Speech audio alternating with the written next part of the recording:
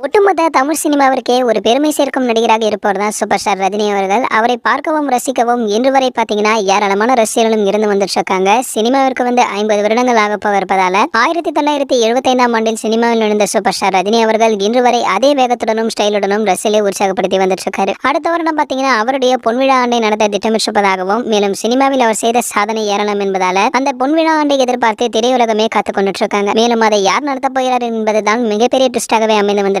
தற்பொழுது நம்ம super star Rajini அவர்களுடைய வேட்டையன் திரைப்படத்தில் லைக்காவுடன் கை கொடுத்திருக்காரு. அடுத்ததாக லோகேஷ் அவர்களுடைய படத்தில் இணைகிறார் என்றும், அதாவது அவருடைய இந்த நிகழ்ச்சியில லோகேஷ் படம் தான் வெளியாகும். அதனால லோகேஷ் இயக்க போகும் சூப்பர் ஸ்டாருடைய 171வது திரைப்படம் மிக முக்கியத்துவம் வாய்ந்ததாகவும் ஒரு தரமான படமாக இருக்க வேண்டும் என்பதற்காகவே நம்ம லோகேஷ் அவர்கள் கதையை பார்த்து எழுதி வந்துட்டு. மேலும் இந்த விழா ஆண்டில் லோகேஷ் அவர்களுடைய படம் மிக சிறப்பு வாய்ந்ததாக இருக்கும் என்று நம்பப்பட்டு அந்த படத்தை சன் பிக்சர்ஸ் நிறுவனம் தயாரிக்க இருக்காங்க. அதனால அவருடைய இந்த பொன்விழா ஆண்டில் சன் பிக்சர்ஸ் தயாரிக்கும் படம் வெளியாவதால அந்த விழாவை சன் பிக்சர்ஸ் தான் நடத்துவார்கள் எனவும் சொல்லப்பட்டு வந்திருக்காங்க.